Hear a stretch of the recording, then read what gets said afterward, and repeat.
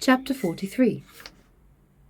Eleanor, starting back with a look of horror at the sight of him, obeyed the first impulse of her heart in turning instantly to quit the room, and her hand was already on the lock when its action was suspended by his hastily advancing and saying, in a voice rather of command than supplication, "Miss Dashwood, for half an hour, for 10 minutes, I entreat you to stay."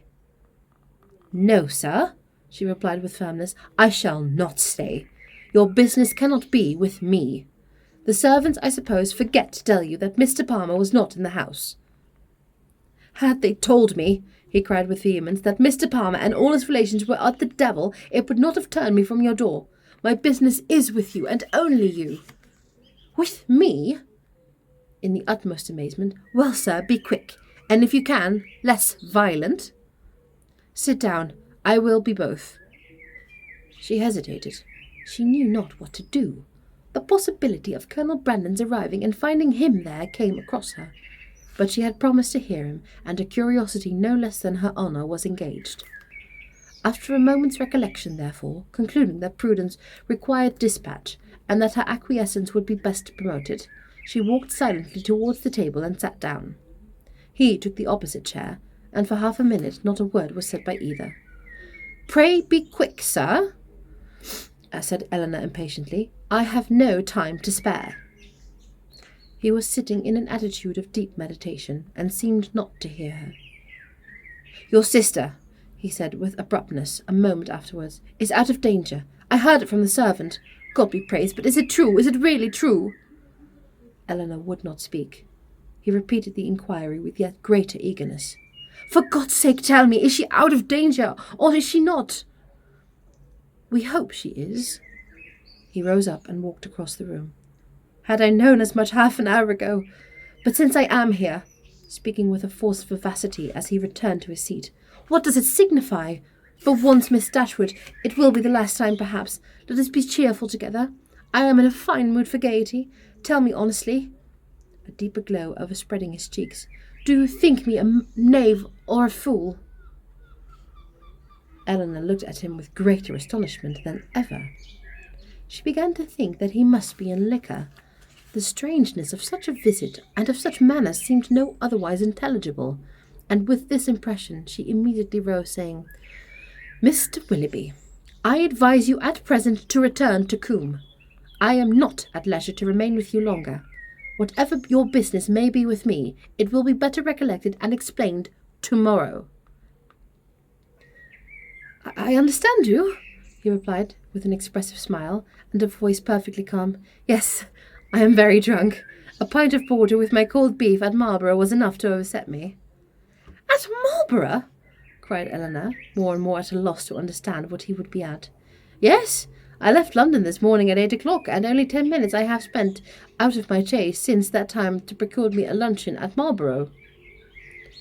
The steadiness of his manner and the intelligence of his eye as he spoke convincing Eleanor that whatever other unpardonable folly might bring him to Cleveland, he was not brought there by intoxication, she said after a moment's recollection, "Mr. Willoughby, you ought to feel, and I certainly do, that after what has passed, your coming here in this manner and forcing yourself upon my notice requires a very particular excuse.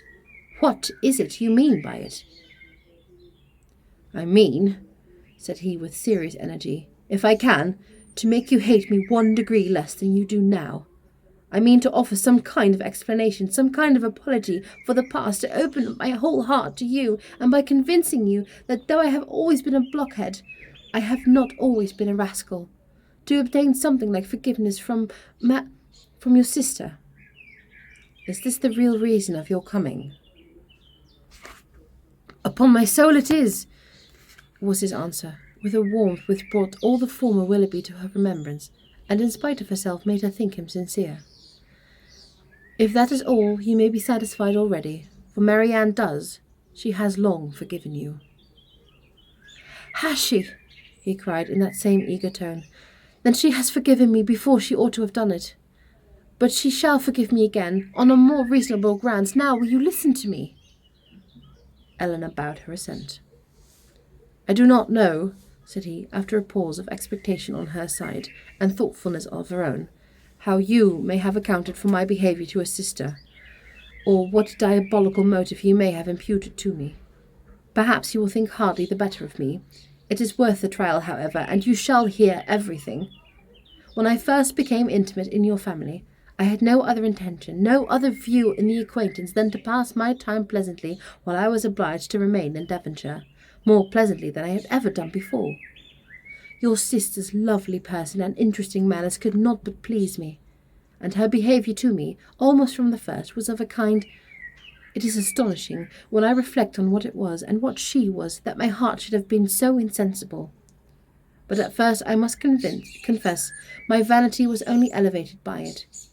Careless of her happiness, thinking only of my own amusement, giving way to feelings which I had always been too much in the habit of indulging, I endeavoured by any means in my power to make myself pleasing to her, without any design of returning her affection. Miss Dashwood, at that point, turning her eyes on him with the most angry contempt, stopped him by saying, "It is hardly worth while, Mr. Willoughby, for you to relate, or for me to listen any longer. Such a beginning as this cannot be followed by anything. Do not let me be pained by hearing anything more on the subject." "I insist on your hearing the whole of it," he replied. "My fortune was never large, and I had always been expensive, always in the habit of associating with people of better income than myself. Every year since my coming of age, or even before, I believe, had added to my debts, and though the death of my old cousin, Mrs. Smith, was to set me free, yet that event being uncertain and possibly far distant, it had been for some time my intention to re-establish my circumstances by marrying a woman of fortune. To attach myself to your sister, therefore, was not a thing to be thought of, and with meanness, selfishness, and cruelty, with no indignant, no contemptuous look, even of yours, Miss Dashwood, can ever reprobate me too much. I was acting in this manner, trying to engage her regard, without a thought of returning it. But one thing may be said for me.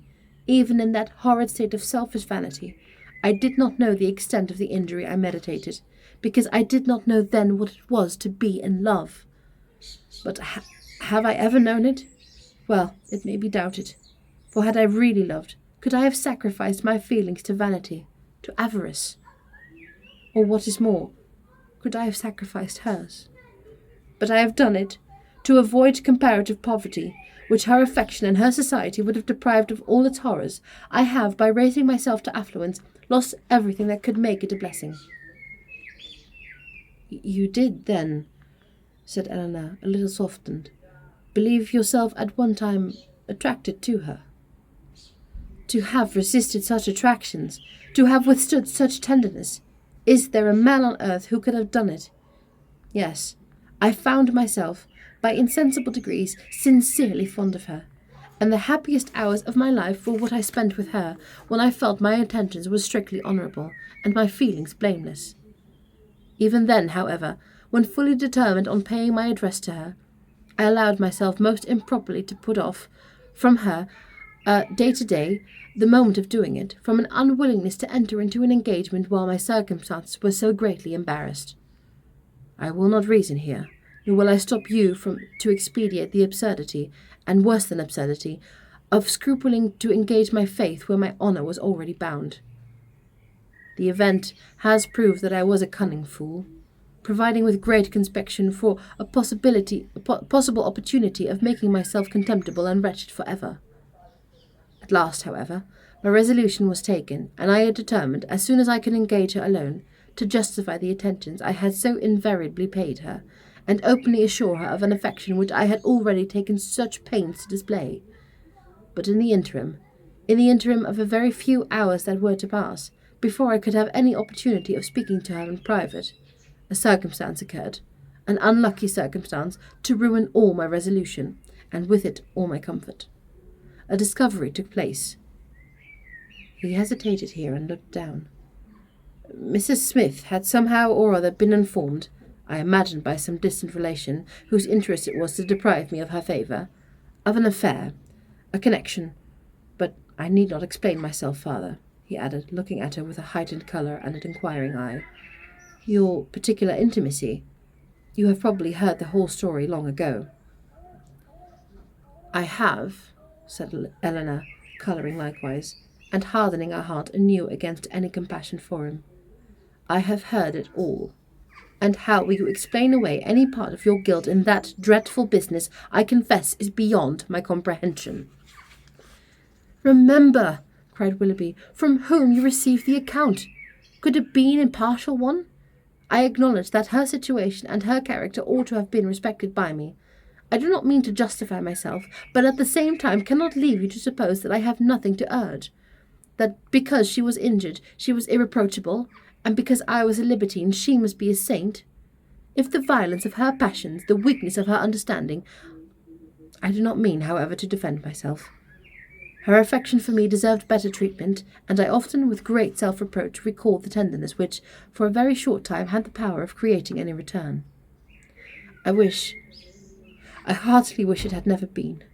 But I have injured more than herself, and I have injured one whose affection for me, may I say it, was scarcely less warm than hers, and whose mine, oh, how infinitely superior.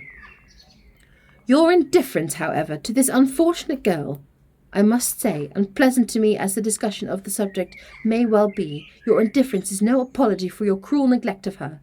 Do not think yourself excused by any weakness, any natural defect of understanding on her side, in the wanton cruelty so evidently on yours.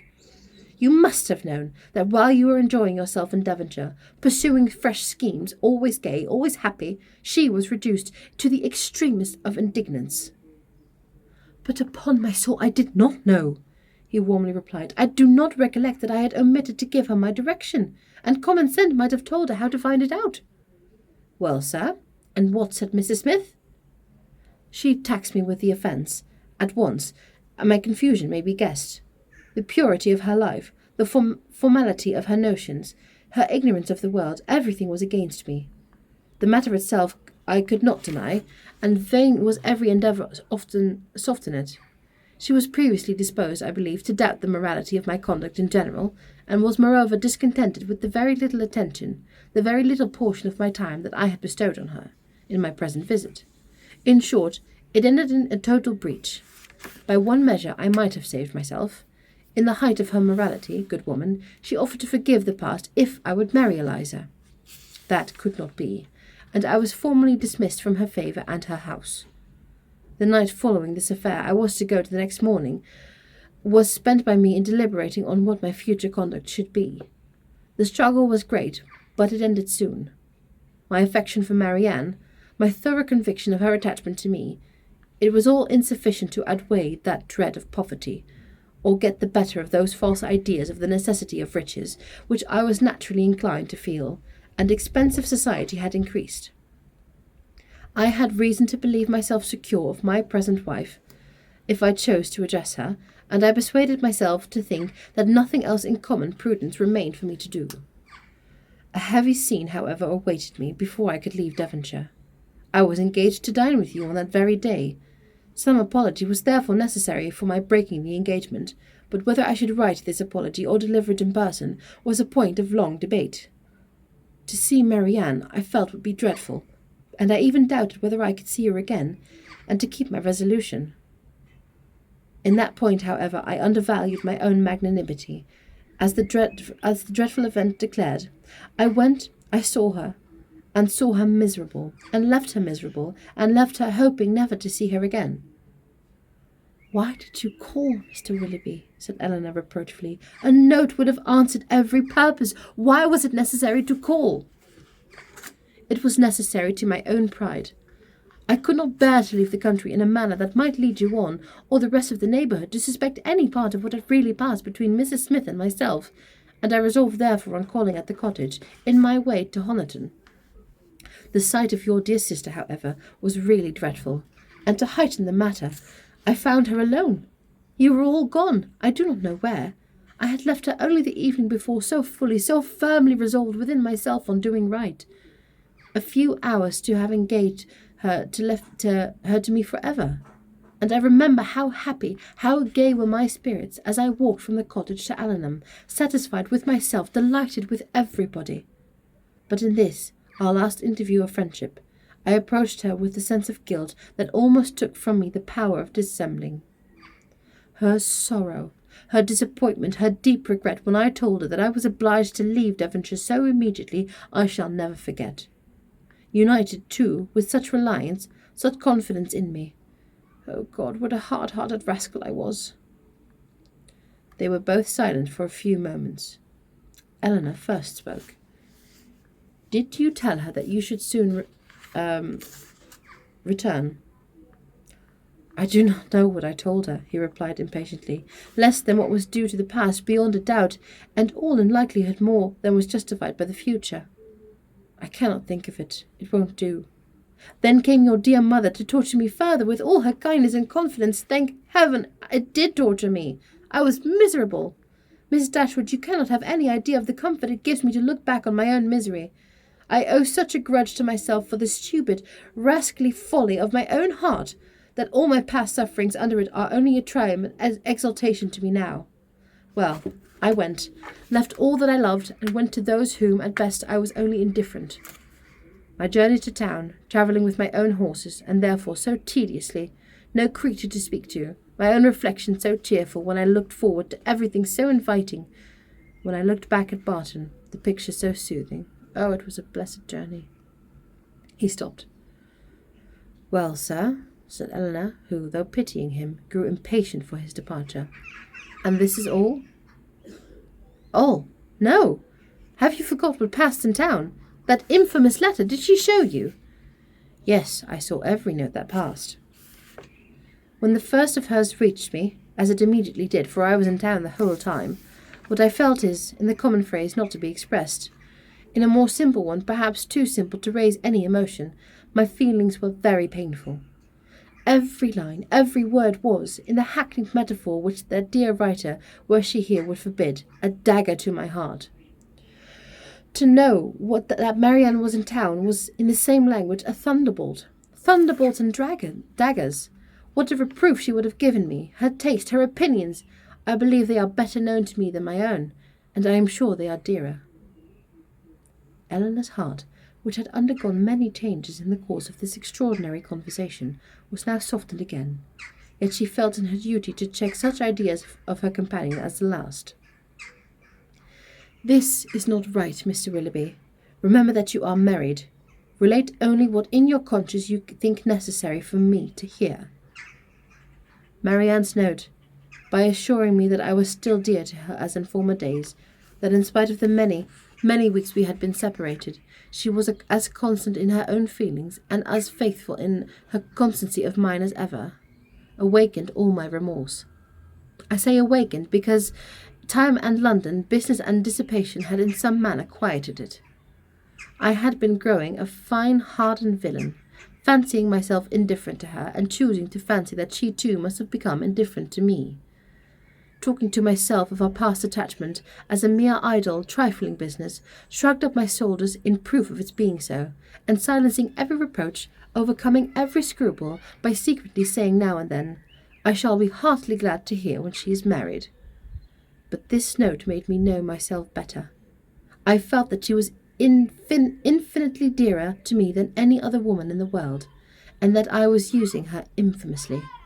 But everything was then just settled between Miss Grey and me. To retreat was impossible. All that I had to do was avoid you both. I sent no answer to Marianne, intending by means to preserve myself from her further notice, and for some time I was even determined not to call at Berkeley Street. But at last, judging it wiser to affect the air of a cool, common acquaintance than anything else, I watched you all safely out of the house one morning, and left my name. Watched us out of the house? Even so. You would be surprised to hear how often I watched you, how often I was on the point of falling in with you. I have entered many a shop to avoid your sight, as the carriage drove by. Lodging as I did in Bond Street, there was hardly a day in which I did not catch a glimpse of one or other of you, and nothing but the most constant watchfulness on my side, a most invariably prevailing desire to keep out of your sight, could have separated us so long. I avoided the Middletons as much as possible, as well as everybody else who was likely to prove acquaintance in common. Not aware of their being in town, however, I blundered on to John, I believe, the first day of his coming, and the day after I called at Mrs. Jennings. He asked me to a party, a dance at his house in the evening. Had he not told me as an inducement that you and your sister would be there, I should have felt it too certain a thing to trust myself near him. The next morning brought another short note from Marianne, still affectionate, open, artless, confiding, everything that could make my conduct most hateful. I could not answer it. I tried, but I could not frame a sentence. But I thought of her, I believe, every moment of the day. If you can pity me, Miss Dashwood, pity my situation as it was then. With my head and my heart full of your sister, I was forced to play the happy lover to another woman. Those 3 or 4 weeks were the worst than all. Well, at last, I need not tell you, you were forced on me. And what a sweet figure I cut. What an evening of agony it was. Marianne, beautiful as an angel, on one side calling me Willoughby in such a tone, oh God, holding out her hand to me, asking for an explanation with those bewitching eyes fixed in such a speaking solicitude on my face, and Sophia, jealous as the devil on one hand, looking all that was. Well, it does not signify. It is over now. Such an evening. I ran away from you all as soon as I could, but not before I had seen Marianne's sweet face as white as death. That was the last look I ever had of her, that last manner in which she appeared to me. It was a horrid sight. Yet when I thought of her today as really dying, it was a kind of comfort to me to imagine that I knew exactly how she would appear to those who saw her last in this world. She was before me, constantly before me, as I travelled in the same look and hue. A short pause of mutual thoughtfulness succeeded. Willoughby, first rousing himself, broke it thus. Well, let me make haste and be gone. Your sister is certainly better? Certainly out of danger?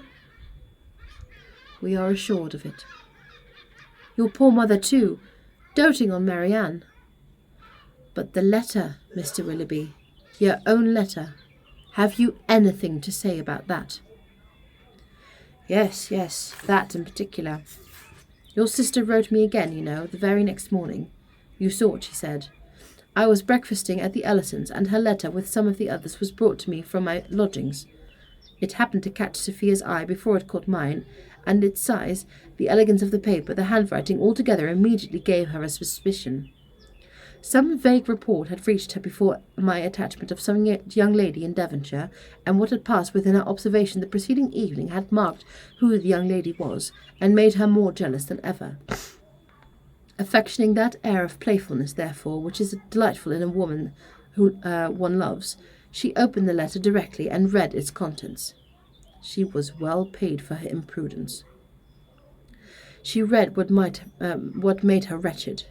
Her wretchedness I could have borne, but her passion, her malice, at all events it must be appeased. And in short, what do you think of my wife's styling in letter-writing? Delicate, tender, truly feminine, was it not? Your wife? The letter was in your own handwriting? Yes, but I had only the credit of servilely copying such sentences as I was ashamed to put my name to. The original was all her own happiness, thoughts, and gentle dictation. But what could I do?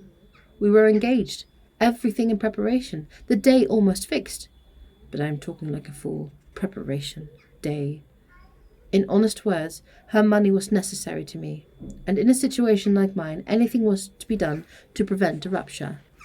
And after all, what did it signify to my character in the opinion of Marianne and her friends? In what language was my answer couched? It must have been only to one end. My business was to declare myself a scoundrel, and whether I did it with a bow or a bluster was of little importance. I am ruined for ever in their opinion, said I to myself.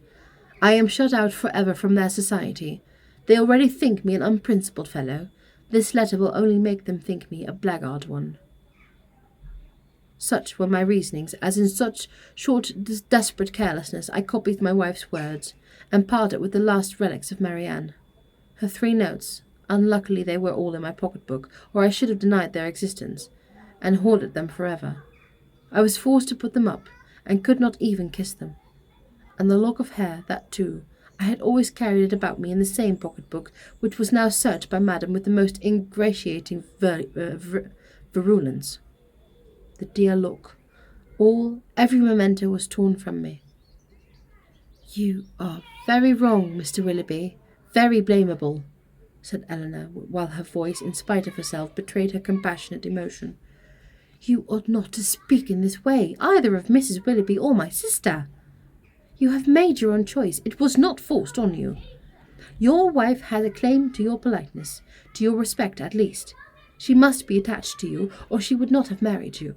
To treat her with unkindness, to speak of her so slightingly, is not atonement to Marianne, nor can I suppose is it a relief to your own conscience. Do not talk with me of my wife, said he, with a heavy sigh. She does not deserve your compassion. She knew I had no regard for her when we married. Well, married we were, and we came down to Combe Magna to be happy, and afterwards returned to town to be gay. And now do you pity me, Miss Dashwood? Or have I said all this to no purpose? Am I, be it only 1 degree, am I less guilty in your opinion than I was before? My intentions were not always wrong. Have I explained away any part of my guilt? Yes, you have certainly removed something. A little. You have proved yourself, on the whole, less faulty than I had believed you. You have proved your heart less wicked, much less wicked. But I hardly know the misery that you have inflicted. I hardly know what could have made it worse. Will you repeat to your sister when she is recovered what I have been telling you? Let me be enlightened too in her opinion as well as yours. You tell me that she has forgiven me already. Let me be able to fancy that a better knowledge of my heart and my present feelings will draw from her a more spontaneous, more natural, more gentle, less dignified forgiveness. Tell her of my misery and my penitence. Tell her all my heart was never inconsistent to her. And if you will, that at this moment she is dearer to me than ever. I will tell her all that is necessary to what may be comparatively called your justification. But you have not explained to me the particular reason of your coming now, nor how you heard of her illness. Last night, in a Drury Lane lobby, I ran against Sir John Middleton, who then saw who I was for the first time these 2 months, and he spoke to me. That he had cut me ever since my marriage, I had seen without surprise or resentment. Now, however, his good-natured, honest, stupid soul, full of indignation against me and concern for your sister, could not resist the temptation of telling me that what he knew ought to, though probably he did not think it would, vex me horribly. As bluntly as he could speak it, therefore, he told me that Marianne Dashwood was dying of a putrid fever at Cleveland. A letter that morning received from Mrs. Jennings declared her danger most imminent, the Palmers all gone off in a fright, etc. I was too much shocked to be able to pass myself off as insensible, even to the undiscerning Sir John. His heart was softened in seeing mine suffer, and so much of his ill will was done away, that when we parted he almost shook me the hand, while he reminded me of an old promise about a pointer poppy. What I felt on hearing that your sister was dying, and dying too, I believe, thinking me the greatest villain upon earth, scorning, hating me in her last moments, for how could I tell what horrid projects might not have been imputed? One person I was sure would represent me as capable of anything. What I felt was dreadful. My resolution was soon made, and at 8 o'clock this morning I was in my carriage. Now you know all. Eleanor made no answer. Her thoughts were silently fixed on the irreparable injury which too early in independence and its consequent habits of idleness, dissipation, and luxury had made the mind, the character, the happiness of a man who, to every advantage of person and talents, united in disposition naturally open and honest, and a feeling, affectionate temper. The world had made him extravagant and vain. Extravagance and vanity had made him cold-hearted and selfish. Vanity, while seeking his own guilty triumph at the expense of another, had involved him in real attachment, which extravagance, or at least its offspring necessity, had required to be sacrificed.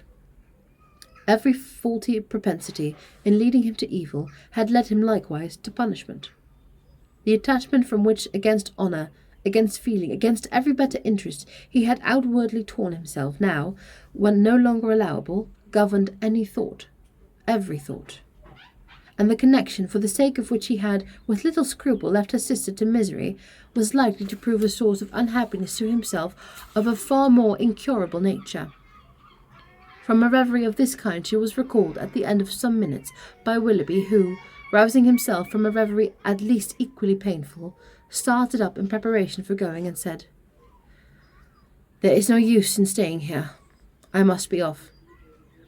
"Are you going back to town?" "No, to Combe Magna. I have business there. From thence to town in a day or two. Goodbye." He held out his hand. She could not refuse to give him hers. He pressed it with affection. "And do you think something better of me than you did?" he said, letting it fall and leaning against the mantelpiece, as if forgetting he was to go. Eleanor assured him that she did, that she forgave, pitied him, wished him well, was even interested in his happiness, and added some gentle counsel as to the behaviour most likely to promote it. His answer was not very encouraging.